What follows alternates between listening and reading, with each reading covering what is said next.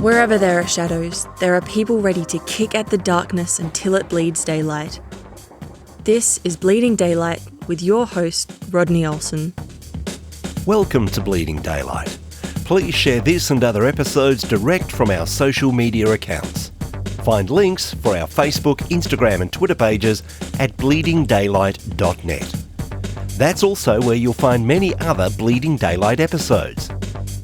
What could have been a tragic end to a sporting event has turned into an opportunity to share hope with others. Today's guest talks about the strangers who saved his life.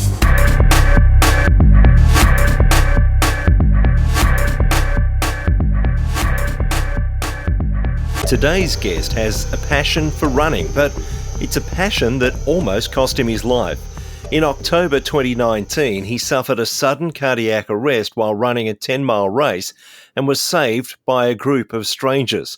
We're going to explore that story in just a moment. Tyler Moon, thank you so much for your time on Bleeding Daylight.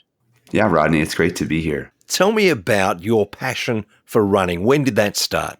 Yeah, it's an interesting story for me in my running journey. I actually grew up playing a lot of different sports, and none of them were really running, actually. I played football, so I live in the United States of America, so American football for most of my life. And I actually played offensive line, so I was kind of a bigger guy, and running was not really my thing. But after I got out of college, I wanted to lose some weight. Because of that, I started getting into running. So I was probably around 22 or 23 years old when I actually started to run and started to learn a lot about it, and then actually gained kind of a passion and a love for it shortly thereafter. And that moved to taking part in various events, did it? Yeah, for sure. So I did a 5K, kind of a shorter family Thanksgiving turkey trot, what we call it here. I did that shortly after college. A few years later, I actually was watching my future brother-in-law. He was running the Twin Cities Marathon, which is a big race here in the Twin Cities area. And I was really just encouraged by seeing all the people that were there, all the runners, all the spectators, different ethnicities and races and men and women all running. And it was really cool to see how, all these people on the street were cheering them on. In that light, knowing that I had been doing some running myself and seeing that opportunity to maybe do a marathon or do a fun race like that in the future, I decided to sign up for my own. Late 2018, early 2019 is when I signed up for my first, let's call it maybe my first official race, and that was the Twin Cities 10 mile. And what happened during that 10 mile that you were running? Yeah, so shortly after mile 8, I suffered a sudden cardiac arrest, which is something that we never imagined would ever happen. As I mentioned earlier, I was a pretty active person doing sports and running and training for this race. That incident was just something that was out of the blue. I have no family history of something like this happening either. When it happened, it really just shocked our whole family. You mentioned that you signed up for this perhaps late 2018, early 2019, around that time. So it's not as if you just signed up the day before and weren't prepared. You had been training for some time, so there was nothing really that would have told you that something was likely to go wrong on the 6th of October in 2019. You were well prepared for it, and I imagine you were feeling like this is going to be a great event. Yeah, you're dead on, Rodney. It's really interesting, actually, to think about. A couple weeks before the big race day, I had actually gone out for about an 8-mile training run to do my last big run before the event. And so to think, fast forward a few weeks later, that around that 8-mile mark was where I had my cardiac arrest. It's really interesting to think why it happened, when it happened, and who was there to help me when everything went down. So I was training for it. I was ready for it. And I live in Minnesota, and we have pretty harsh winters here is probably a good way to say it. But the fall is always a really special time because it cools down from the summer and you kind of just feel like you're in a really nice culture and climate. And so this October 6, 2019 was one of those perfect Minnesota fall days. Not only is the air nice and cool, but the leaves are turning colors and it's just a beautiful environment. So that day when I showed up, I was not only prepared physically, but also just mentally, it was an awesome opportunity to go for that run and make a great effort out of it. It obviously turned into something we didn't expect it would, but we're thankful for how everything happened. Around how many people take part in this event? Usually it's like tens of thousands of people that run on this specific day. So there's a 10-mile race in the morning, and then the marathon is later that day. But there are, man, I'd probably say like 30,000 people in total that are running that. And then on top of that, they have a bunch of spectators that are there as well. So it's an incredible vibe. You must have felt really good going into this.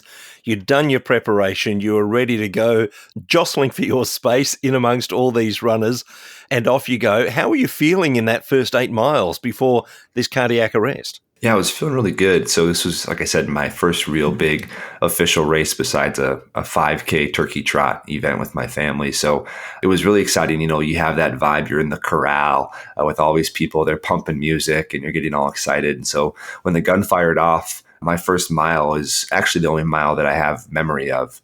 When I collapsed, they have a couple of different reasons why I don't have memory from mile 1 until I woke up at the hospital. It could be because I had a concussion when I fell, because I kind of fell right on my face, or it could be some of the anesthesia and medication they gave me when I went to the hospital, because I was in a medically induced coma for a short period of time. So I don't have much memory from mile 1 to mile 8. But for me, the first mile was really, really great. And my family tells me that I was doing pretty well. I was wearing a watch that could track me as I ran, and my time was looking really good. Things were all pointing in the right direction before the incident occurred. And I imagine that your wife, who at that stage was your fiancée, that she was there ready to cheer you on, was she? Yeah, so she was there. My wife, she's awesome. She's always a great supporter of me and whatever I'm interested in at the time. So she was there, as well as my parents were there. So it's pretty cool to have them there cheering me on. And Amy dropped me off downtown Minneapolis early in the morning. And then I actually saw them at mile 1, which was a really special moment. I stopped and said hi to them and went on my way. And I saw them again at mile 7. I don't remember what that interaction was like, but mile 1 was a pretty special moment for me and something that I think about often when I think about this story. Do you remember anything about going into that cardiac arrest, or is that all now a blur for you? Yeah, it's all a blur. There was one time we were watching a kind of a promotional video that the event organizers put on after the fact. And as I was watching that video, a few flashes of things came into my mind about the race, but nothing considering the cardiac arrest. So for me, it's just kind of a blur. And I learned from the people that saved me, honestly, what they saw, what they heard, what they did. And that's how I put it all together in my own head. Tell me, what were their recollections? What are the things that you have been told about that moment when you collapsed? Shortly after the 8-mile mark, I was running in a decent sized crowd, but there was a person in front of me. His name is Dr. Morrison, and Dr. Morrison said that he heard me take a really big sigh, and then I kind of fell just flat onto the pavement. And in a way that alarmed him, he stopped and he kind of turned around and saw that. And then shortly after he was there was a group.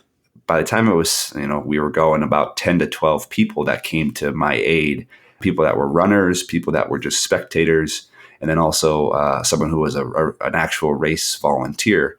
And so after I kind of collapsed, this group came around me and they flipped me over, and I was pretty bloodied up from falling. I really did fall kind of right on my face. And so when they flipped me over, they started to check my pulse, and they quickly learned that they were all in the medical field. They were speaking in medical terminology and people were understanding it, and they were checking my pulse in different places. Someone just said, "Hey, I think we need to start CPR. This guy needs it right now." So they got in position and started giving me CPR. It's kind of like the same thing that you would learn in maybe middle school or high school, the chest compressions, and they actually had a breathing apparatus that eventually came. So they gave me some breaths as well. So they started doing CPR for about 10 to 15 minutes until an ambulance could come and an AED was on site to shock me back into a normal heart rhythm. Spoiler alert, you did survive, which is great. Yes. But how long did it take you to actually start to recover, to respond to the CPR that you were receiving? Yeah, so shortly after all that happened, so they gave me CPR, they shocked my heart back into rhythm, and then they rushed me off to the hospital. So I don't have any memory of what it was like in the ambulance. I don't think I was awake for any of that, but they got me into the hospital, took me up to the ICU, and from there, that's when they put me into that coma. So they had told my family that it would probably be a day or two before I came out of it, but I actually came out of it that night. My signs were good enough where they let me come out of it, and I was conscious and kind of active, but I wasn't really, in my mind, I wasn't really there. I have no memory of it. I don't have any real thought about it. It really took me kind of 2 or 3 days for me to really, in my own consciousness, remember things, understand things, see things. I have a lot of stories about kind of the funny things that I was doing in the meantime, but it took me kind of 2 or 3 days to kind of get my bearings back under me and really see the world for how I saw it beforehand. And obviously, you're only going by the things that people have told you after the event, but you would have had Amy there, you would have had your parents there, other people that loved you.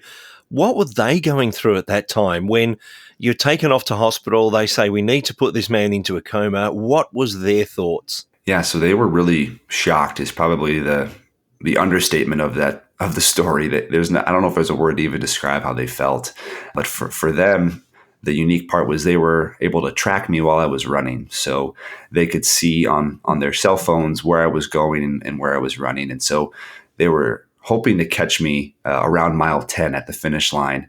And my tracker was still going. So even though I had actually collapsed at mile 8, for some reason, my tracker was showing that I was going to the finish line. And so my family had made their way down to the finish line. And when they got there, they couldn't find me. They couldn't contact me. They had to get a call from a police officer who told them that I had been in an incident and they needed to go to the hospital. And so at that time, I kind of worried them a little bit for sure, but they still didn't know exactly what had happened. They just knew there was an incident and I was going to the hospital, and it could have been something like a concussion or it could have been something like a broken leg. When they got to the hospital and they heard everything, they just were floored. They were shocked at what they had heard and had to work through a lot of those emotions, the three of them together, and start to think about what was the next step for me in my care. And you've mentioned there's no family history. There's nothing to suggest that this was actually on the cards. Were the doctors able to find out any reason for this, or was it just one of those things that happened at that moment?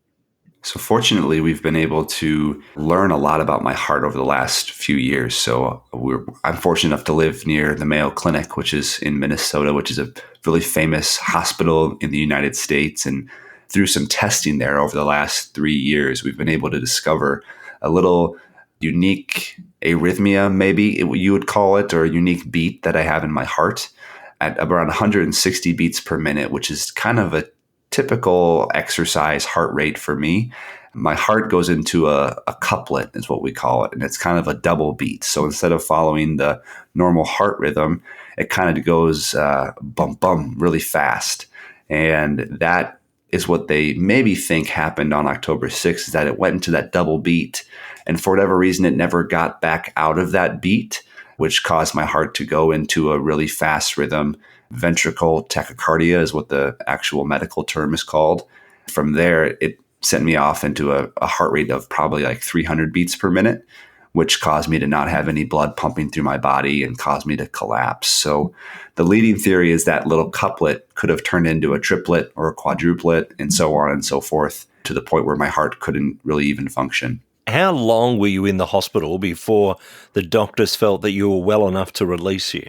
So I was there for about a week. And after I left the hospital, I was actually wearing something called a life vest, which is a wearable defibrillator. So it kind of fits on like a harness underneath my clothes, and it was tracking my heart rate.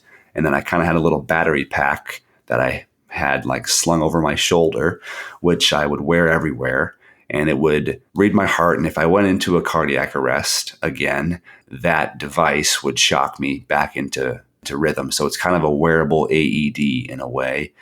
That was where they sent me off with. So we weren't really sure if I would have another cardiac arrest. They were pretty certain that this was kind of an anomaly, a rare thing that was happening to me, but they weren't for certain. So that's why they sent me home with the life vest. One of the things that we do know about any kind of heart issue is that once the problem has been stabilized, then doctors will advise on some form of exercise to be able to help you along. But it's usually quite gentle to start with.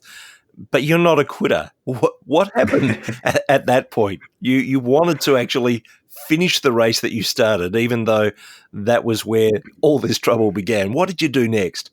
Yeah, so fortunately for us, my cardiologist is a great guy, and he said, you are medically cleared. You have your life vest. If something is to happen, you have that life vest. You're wearing it, so you should be okay. And we think the risk is fairly low. You're going to have one again.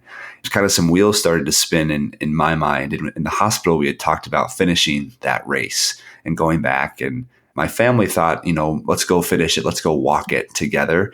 And in my mind, I was thinking, hey, let's go run that thing. Let's finish it off. Let's, finish it the way that I started it and give it my best effort. So a couple weeks after I left the hospital, we had my life vest on and we showed up to the spot kind of where everything happened. And my wife and I, so Amy, my fiance at the time, we just started to run together the final 2 miles.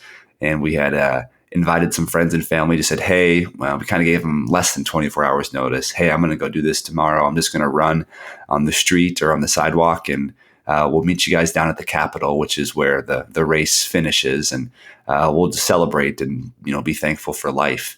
The word kind of got spread around our friend group, and then it got spread up to the police officer who actually called Amy on October 6th. And so she heard about this, and she told her police chief, and she said, hey, I'm actually going to do a police escort for this guy. So we're in the middle of St. Paul on a early Saturday morning, and there's a police car escorting me and my wife down the street to the Capitol.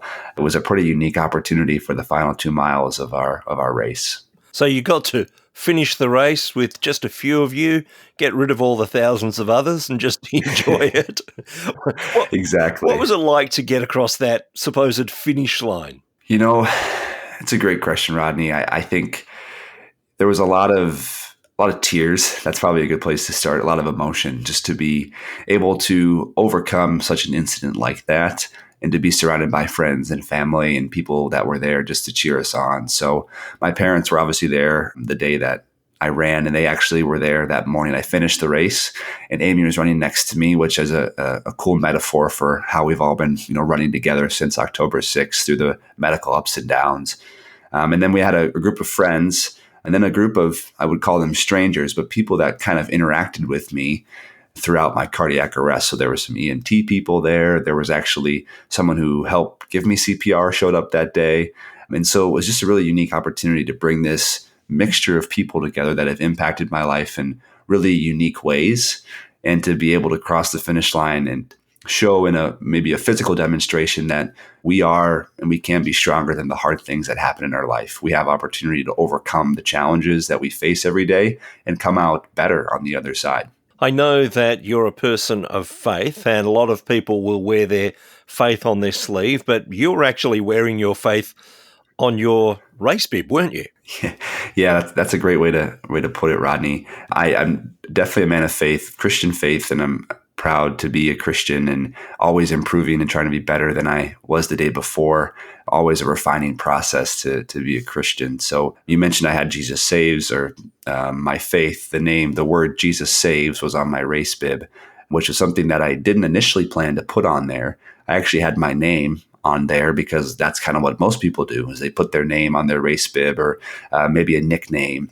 And it's kind of fun to have your name on there because when you run by the groups of people, they can cheer you on, which is a really encouraging and fun way to keep motivated throughout the race. But at some point before the race, I just had this thought, this is a really cool platform and an opportunity to share my faith in Jesus. So let's put something on my race bib that I can just share with somebody. And maybe I could run by someone and they'll think, I don't know who Jesus is, or I haven't been close to the faith in a long time. Maybe I should go back to it and maybe just get their wheels spinning a little bit. So I just had this thought that I perceive now as a thought from God to put my race bib to Jesus Saves. And that was just something to me that meant that Jesus saves us for eternity, not just physically on earth, but for eternity and in heaven with him. So I put it on there, not really knowing anything that would happen in the future. And it really came to be a great sign and symbol, and also something that fortunately the media got a hold of, and it was able to share a great message throughout our community and throughout the world. What sort of interest was there from the media at the time? Yeah, so initially there was just general interest in the fact that someone had a cardiac arrest and that they had a group of people save them and then that person was alive. So I think in general terms, that's a pretty interesting story for people to hear, and heartfelt and heartwarming that a group of strangers saved somebody, and now that person's still able to live. So that in and of itself, people were definitely interested of. Where it was even more interesting, I think, is the race bib, Jesus Saves. That was a pretty cool thing, especially for those interested in faith. And then on top of that, there also was a person that helped me, and his legal name is Jesse, or his real name is Jesse, but his legal name is actually Jesus. And so he's like of Hispanic and Latino descent. So when the media kind of connected those two together, it really blew up from there and became kind of this, I would call it a miracle story, really. Interesting that God would put Jesus Saves on my race bib and also have someone there named Jesus to help bring me back to life. It's an amazing story. But in this time, where did your faith go? Because obviously you were saved, you got to the hospital, you came out of that coma and started to recover. But were there questions of faith at that point? Were there times where you thought, Jesus, why has this happened to me? What's going on? Yeah, it's a great question, Rodney. My wife and I, we were really active in our church before this all happened. And so we were really strong. In Matthew 7, they talk about living on the rock or living your life on sand. And so we really felt like we were built on the rock, on Jesus's teachings, on God's word. And so when this happened, although it was really traumatic and really scary, when we were in the hospital, for me personally, there was a lot of peace and a lot of joy and thankfulness for where we were at. And shortly after, we kind of came to and caught our bearings, because we had a lot of time in the hospital together, and it wasn't, always cheerful time. There was lots of hard things, but by the time we kind of came out of it, it was like, we could do something really cool with this. We can go finish the race, and we can go encourage people. We can go share the message that Jesus does save in so many different ways. So felt really, really good about it. And my wife tells a really cool story that when she first came to the hospital, and heard about this whole situation with my heart and being in the coma and everything, she was obviously stunned, but she just said in her heart and to God that she's like, I trust you, God. And whatever you decide for me and for us, I trust you, and I put it into your hands. And so I think from that point on, I didn't know that for a little bit of time until she told me that later on. But she really led us in that time, and we worked together just to praise God and honor Him, even through our struggles and our challenges. Of course, you didn't just leave it there either. You didn't just finish that race that had to stop because of a little thing like a cardiac arrest. But you've continued on, and there's been different challenges since. That was 2019. What did you have in store for 2020? After we had finished the race in late October, early November, I actually went in to have surgery to put a defibrillator in. And so I have an internal defibrillator inside of me that connects to my heart, which is similar to the Life Vest that we talked about earlier. But basically, it's something that always is tracking my heart. And there's a battery inside of me that if my heart goes haywire, it'll shock me back into rhythm. After that surgery, I had about 3 months to recover. So December, January, and February, I was kind of on the shelf, basically. We hadn't really thought about running again, long term. There was still a lot of emotional and mental trauma that we were working through at the time. And so as we were getting closer to that February mark, when I was able to get back into some activity, I started to do a little bit of working out at our gym at our workplace, and doing some light exercises and things like that, just to stay active and stay healthy. Shortly thereafter, March of 2020 is when a lot of the COVID restrictions started to come down, and we were home, and getting outside and doing some activity was just a natural part of things. And we did a lot of walking and a little bit of running, but not too much. But it just seemed as the longer that we kind of stayed there and we were together in quarantine, this idea of running again, going out there and doing something bigger and better than what we did the year before. So instead of doing a 10-mile, it was kind of this idea of like, what if we did a marathon? What if we used all this new time that we have, all this opportunity to spend with one another, and use it to go running? What if we use that to encourage other people? And so the wheels just started to turn kind of in that March, April, May time frame. Then about June is when we started to train officially for that marathon race. And how did you partake in that? Because I know that you were ready to run again. What about Amy? Was she convinced that she should run alongside you this time? in January of 2020 is when we got married. And so if we look at the story from a larger picture, October was my cardiac arrest. November, we finished the race. November, I had surgery. January, we got married. And then March was when COVID happened. And so there was a lot of change happening, not only with my heart, but also in our marriage. And so working through that was definitely something that was important to us, something that we had to intentionally work at every day to make sure that we were both on the same page. And so Amy and I experienced my cardiac arrest in totally different ways. And so it was working through some of that emotional trauma together and being able to come out on the other side and not only be okay with running, but kind of encourage each other towards that. And so the agreement that we came out with at the end was that she would rollerblade next to me while I ran the race and while I trained. So in the Minneapolis area, we have lots of great trails in different areas for runners and bikers and rollerbladers. So through a lot of our conversations and different thoughts and things like that, it was deemed that she could rollerblade on the pavement and I could run on the grass or maybe hop on the pavement every once in a while as well. And that way we'd both feel supported and okay while I was able to run that race. Now, you've got a better heart rate monitor than all the other runners with their watches or chest straps. So you've got a certain amount of confidence there. But was there this overshadowing of that event, thinking, what if it happens again? Yeah, there definitely was for me, something that I thought about a decent amount. And fortunately, we had been really intentional about the medical intervention that we've had. We've been really diligent in following doctors' orders and trusting them in terms of rest, relaxation, training, different things like that. So we always deferred to the doctors and what they had decided was best for me. So they gave us a lot of assurance that I could run and that I was pretty low risk of this happening again. But at the same time, they tell you that you just never know either, right? We can't predict the future. For me, there was some thought in the back of my mind that it could happen again. But fortunately, because of my defibrillator, we do have some confidence there to say, if it does happen, we know that we can maybe call it a backup plan to shock me back and bring me back to life. And so we do have a lot of faith and trust from a kind of a worldly perspective in my device. But ultimately, the real kicker is that I really felt called to this race. I really felt called to it by God to go run and go encourage and go share the message of Jesus again. So with that in mind, we really had nothing to fear. And even if the defibrillator doesn't work, we know that we're doing what God wants us to do and going to run that race. And it must have been enormously satisfying to finish that race, knowing what you had been through in the past. It was a really cool opportunity. And because it was that COVID timeframe, the official race was turned into a virtual marathon, which worked out really great for us because that allowed Amy to not only train with me on rollerblades, but actually do the whole marathon with me on her rollerblades. That's something that we wouldn't have been able to do if we were doing the official race. And so when we were able to run that whole marathon together and get to the end, it was a really special opportunity. Once again, we had some friends and family that were there. And it was so cold. It was like 18 degrees Fahrenheit in Minnesota that day. It was super cold, not a perfect fall morning, but almost like a winter morning here.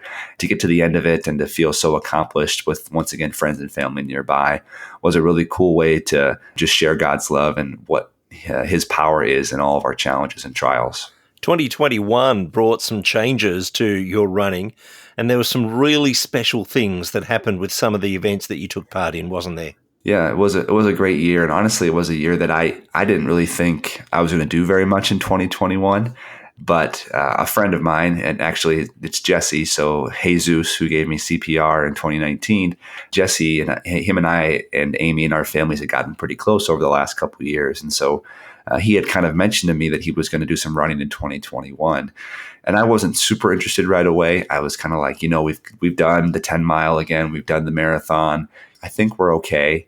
But the longer I sat on that, the longer I kind of didn't sign up for a race with him, the more I kind of wanted to. Amy and I, we prayed about it and talked about it. And eventually we decided to sign up to run not just one race, but 3 races. So it's something called the Loonie Challenge, which in Minnesota, the state bird of Minnesota is a common loon. And they have this race called the Loonie Challenge because if you run it, you're maybe a little bit loony. That's kind of the thought. It's 3 races over the course of 2 days, a 10K, a 5K, and then a 10 mile. The idea was that I would run the 10K with my dad on Saturday morning, the 5K with Amy shortly after that, and then the 10 mile I'd run with Jesse, and we'd run that together, the same race that he gave me CPR on 2 years prior. And so that was just a really cool opportunity, just a unique way to continue to bring this intersection of faith and family and running all together to encourage people and to help them face the challenges and trials that they have in their life every single day. How have all these events strengthened your faith? They've really just given me a stronger conviction and a stronger reminder of how God moves in 2022 or 2019 or 2020 or 2021. I think it can be easy to see God in the Bible or easy to see him in other people's lives, but to really experience his power and his strength inside of me through these different instances is really a convicting and encouraging thing. And I think on top of that too, I've just seen and I think I've been a lot stronger in my faith in just sharing it and sharing with people what God has done in my life and just not being ashamed of that or worried about what others might think, obviously always in a respectful way, but to experience that power that Jesus provided to me to overcome these challenges. I just want the whole world to know about it. And so it's exciting to be able to share it through different events like podcasts like this or public speaking or even just conversations with people at the market or coffee shop or wherever else we might be. Yeah, I was going to say, you do have opportunity to continue to share this story of what you've been through and the faith that undergirds it all on places like this podcast. But what have been the other opportunities that have presented themselves for you to tell that story and to shine the light on Jesus? Yeah, so we've been able to do a few different things. Pre-COVID, I was able to speak at my home church, my original church growing up, at a service, which was super unique and really meaningful. I've been able to speak to students kind of in youth groups as well as, school assemblies. And then I also was able to speak at the company that made my defibrillator. And so that one wasn't from a Christian perspective, but I was able to speak virtually with Medtronic, who made my device. And so that was a cool opportunity just to encourage them and to share with them how their work every single day has really blessed me and given me the confidence and the ability to continue to run and live my life in the way that we think we're called to do it. Have there been opportunities to come alongside other people that have gone through their own medical emergencies? Oh, for sure. And that's honestly been one of the most fruitful things about having a tough experience is to be able to share some of the trials and triumphs with other people. About a year and a half, maybe a year after my cardiac arrest, we got connected with a couple who's similar age to me and Amy, who had just gone through a cardiac arrest as well. The guy in the couple, his name is Kyle, he had suffered a cardiac arrest kind of while he was at work. He was in a parked car, but he had this really unique, miracle experience as well. And he was, saved and able to live another day. And so to be able to talk to him and his wife and share in that experience together was not only encouraging for them, I think, but also super encouraging for us to just remind us that, God has a plan and he's able to use even our lowest points to encourage other people. And so that's really just been an encourager for me as I continue to share, continue to bring this message to other people. When you see the impact of what you're sharing with others, it just makes you want to do it more. We just had a quick Zoom call with them, which we thought was going to be quick, but I think we were on the phone for like an hour together and we had never met these people before. So it was a really cool opportunity to share that message and continue to share it with other people who are going through some tough stuff. You started out with a variety of sports. You went into running. We know what happened there. What are your thoughts going forward in the sporting arena? Are you going to continue to run? Are there other sports that you'd like to tackle in the coming days? This summer, and I do honestly mean this, I don't think we're going to be doing too much running in terms of races and things like that. I'll definitely still want to stay active with different running and different exercises. But I know we recently purchased some bikes during the COVID time, and we like to use those. So maybe some biking. I think triathlons kind of are a natural thing. So swimming, biking, running, as well as maybe getting back into the gym. So I grew up playing football and doing lots of weightlifting and things like that. So maybe getting back into the gym and grabbing a barbell or some dumbbells and doing that again would be exciting and fun after a hiatus for a bit. It's so good to hear your story, to hear what's come out of it, the opportunities that have presented themselves. I'm wondering if someone wanted to get in touch with you, find out more about your story, where's the easiest place for them to connect with you? Yeah, so there's two easy ways to connect with me. The first one is on LinkedIn. So my name, Tyler Moon, live in Minneapolis. So if that can narrow it down for you on LinkedIn. The second way, which might be even easier, is on Instagram. So my wife and I, we've started a ministry called Moon Family Ministries. Our last name is Moon, so Moon Family Ministries. And we're on Instagram, and we are going to be posting different updates and things like that on there to be able to share with people and connect with people as they go on their journeys. I look forward to hearing more about the opportunities that God presents for you as you continue to go forward. And Moon Family Ministries sounds like a wonderful opportunity. But Tyler, I do want to thank you for your time of being on Bleeding Daylight today. Thank you. Thanks, Rodney. Have a great day. Thank you for listening to Bleeding Daylight. Please help us to shine more light into the darkness by sharing this episode with others. For further details and more episodes, please visit bleedingdaylight.net.